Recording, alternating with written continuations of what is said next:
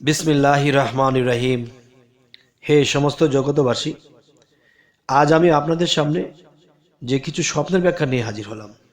যেই স্বপ্নগুলা আপনার ব্যবসা বাণিজ্যে, আপনার সংসার, ফ্যামিলি, পাড়া প্রতিবেশী এদেরকে নিয়ে চলতে হয়। তো এখন দেখা গেছে আপনার জীবনে এমন কিছু ঘটবে তা আপনি জানেন না, তো জানলেও বুঝলেন না। যেমন স্বপ্নের মাধ্যমে আল্লাহ অনেক কিছু দেখিয়েছে, কিন্তু আপনি সেটি বুঝে নেননি। না বোঝার কারণে যেভাবে সেভাবে চলেছেন, তখন কিন্তু বিপদগ্রস্ত হইতে হয়েছে। তাই আমি বলবো, আজকের এই স্বপ্নের ব্যাখ্যাগুলো শুনে রাখুন, পরবর্তীতে আরও ভালো ভালো স্বপ্ন এনে দেব। তো আজকের স্বপ্নের ব্যাখ্যা কেমন হলো অবশ্যই জানাবেন। সেটি হলো, দেখুন, আপনি যদি কখনো একজন ওলামাকে আনন্দিত দেখেন, যে সে খুব আনন্দিত, তাহলে আপনি কি বুঝবেন? এতে আপনি বুঝবেন যে কার্যসিদ্ধি হবে। আপনি যে কাজটি ধরবেন সেই কাজটি আপনার সফল হবে ইনশাল্লাহ। এবার আসি, ওয়াজকারীকে দেখলে আপনি কি বুঝবেন? যারা ওয়াজ করে তাদেরকে দেখলে আপনি কি বুঝবেন? এদেরকে দেখলে আপনি বুঝবেন সুনাম লাভ হবে এবং আপনার খ্যাতি লাভ হবে। তাহলে এটার সাথে সেটার কি সামঞ্জস্য? যেমন দেখবেন যে একজন ওয়াজকারী যখন ভালো ওয়াজ করে, তখন কিন্তু দেশে বিদেশে তার খ্যাতি লাভ হয়, সুনাম হয়। তাহলে যিনি সুনাম করবে তাকে আপনি দেখেছেন, কিন্তু আপনি দেখলেন কেন? আপনি এজন্যই দেখেছেন যে আপনার সামনে সুনাম হবে, আপনার লাভবান হবেন যে কোনো বিষয়ে। এবার আসি, ওলামাকে নাখোশ দেখলে, যেমন আপনি দেখছেন একজন ওলামা, সে বেজার হয়ে বসে আছে, মুখ চোখ কালো করে বসে আছে, তাহলে সে খুশি না। তাহলে এরকম একটা অবস্থান যদি আপনি স্বপ্ন দেখেন, তাহলে তার ব্যাখ্যা কি হবে? তার ব্যাখ্যা হবে বিঘ্ন আসবে এবং আপনার কোনো মালের ক্ষতি হতে পারে। সেটা ব্যবসা প্রতিষ্ঠানে, সেটা বাড়িতে, বা আত্মীয় স্বজনের মাধ্যমে, যে কোনো একটা বিষয় যে আপনার মালের ক্ষতি হতে পারে, তাই সাবধান হতে হবে। এবার আসি, ওস্তাদকে দেখলে আপনি কি বুঝবেন স্বপ্নে? এই স্বপ্নের ব্যাখ্যাটি হবে যে আপনি যে কোনো বিদ্যায়, যেই বিদ্যাতে আপনি আছেন বর্তমানে, কেউ পড়ালেখা, কেউ কোনো কিছু শিখতেছে, কেউ একটা টেকনিশিয়ান শিখতেছে, তাহলে সেই ওস্তাদকে স্বপ্নে দেখলে আপনার বিদ্যার উন্নতি হবে, আপনার ব্রেন শক্তি বাড়বে। এবার আসি, ওস্তাদকে অত্র ভোজনে দেখলে আপনি কি বুঝবেন? যে এর ব্যাখ্যা হবে পরীক্ষা উত্তীর্ণ হওয়ার লক্ষণ। এবং আপনি পরীক্ষা লক্ষণ তো নয় শুধু, যে আপনি যদি এই স্বপ্ন দেখেন, তাহলে আপনি উৎসাহের সাথে আরো বেশি করে চেষ্টা করবেন পড়ালেখা কিংবা শিক্ষণীয় বিষয়টা, তাহলে আপনার জয়লাভ করবেন ইনশাআল্লাহ। এবার আসি, ওস্তাদের সাথে একত্রে খেতে দেখলে আপনি কি বুঝবেন? আপনি স্বপ্ন দেখছেন আপনার ওস্তাদের সাথে বসে বসে আপনি এবং উভয়ে খাওয়া দাওয়া করছেন। এতে আপনি স্বপ্নের ব্যাখ্যাটি কি করবেন?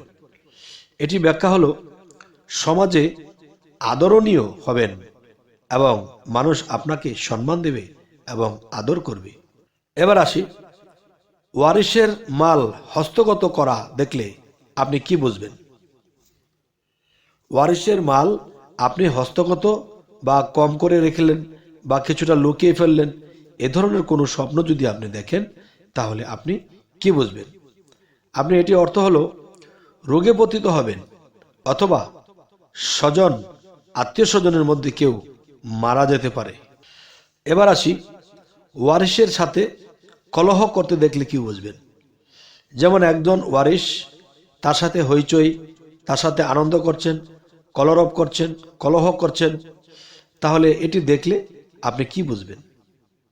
এটি এই ব্যাখ্যা বোঝায় যে আপনার মাল ক্ষতিগ্রস্ত হবে। আচ্ছা, তাহলে এই স্বপ্ন দেখলে সাথে সাথে আমাদের সতর্ক হতে হবে যে আমাদের কোথায় কি আছে। আল্লাহ কিন্তু আগে থেকেই আমাদেরকে জানায়, কিন্তু আমরা তা বুঝি না। এবার আসি, ওয়ারিশ হওয়া অপরের দেখলে, যে কেউ অপরের সাথে আরেকজন অপরের ওয়ারিশ হয়েছে, তাহলে এটা কি বুঝবো? এখন এটাই বুঝবো যে কারো মঙ্গল করবে, যে তিনি কারো মঙ্গল করবে। এবার আসি, উষ্ট্র দেখলে আপনারা কি বুঝবেন? উষ্ট্র দেখলে এটাই বুঝবেন বিশ্বাসী অথবা শান্তি লাভ হবে। আচ্ছা, এবার আসি, উল দেখলে কি বুঝবো? স্বপ্নে এটা বোঝায় বালা মুসিবতের লক্ষণ, মালের ক্ষতি হতে পারে, তাই সাবধান হয়ে আমাদের চলতে হবে। এবার আমরা যে নিজের মৃত্যুর খবরটা জেনে নেই, বোঝার চেষ্টা করি, যাতে করে আমরা মৃত্যুকালেও এরকম কিছু দৃশ্য দেখলে আমরা বুঝতে পারবো যে আমার মৃত্যু আর বেশি দিন নেই। সেটি হলো, দেখুন, আপনি যদি কখনো দেখেন যে আপনাকে একটা বিরাট বড় এক দেও দানব আপনাকে দৌড়াচ্ছে, দৌড়াতে দৌড়াতে দৌড়াতে দৌড়াতে শেষে আপনি তাকে আর দেখছেন না। এরপরে আরেকদিন স্বপ্ন দেখলেন এই গাছে এক পা, সেই গাছে এক পা, মাথাটা তার আসমানের দিকে। এমন কোনো বিকট আকারের যদি কাউকে দেখেন যে আপনার দিকে সে হাত নাড়াচ্ছে বা আপনার দিকে সে কোপ দেবে, এরকম কিছু যদি দেখেন, তাহলে কি বুঝবেন? তাহলে এটাই বুঝবেন যে আপনার হায়াত একেবারে নাগালে এসে গেছে, আপনার হায়াত কমে গেছে। তো এখন কি করতে পারবেন? এখন যদি আপনি চেষ্টা করেন যে এখন আপনি মৃত্যুর খবর আপনি জানেন না, বাড়ি করতেছেন, গাড়ি করতেছেন, কত কিছু করতেছেন, যখন জানতে পারবেন যে আপনি আর 11 দিন বাঁচবেন, কি রে আমি 11 দিন বাঁচবো, তাহলে কাজ করে কাকে খাওয়াবো আর নিজেই বা কি খাবো? তাহলে আপনি নিজে সংযত হবেন, আল্লাহর ইবাদতে পড়ে থাকবেন, পাগল হাল এসে যাবে আপনার মধ্যে। তাহলে কি বোঝা গেল? তখনই আপনাকে বুঝতে হবে যে আমার মৃত্যুকাল ঘনিয়ে এসেছে। তখন আল্লাহর কাছে মোনাজাত করে সেজদা দিয়ে কাঁদিয়ে বলতে হবে যে হে আল্লাহ, যদি আপনি দয়া করেন আমার হায়াত দীর্ঘ করে দিন, আমি যেন এই পৃথিবী থেকে আপনার ইবাদত করে আমি যাইতে পারি। তো আল্লাহ যদি দয়া করে হায়াত বাড়ানোর মালিক তিনি বাড়িয়েও দিতে পারে।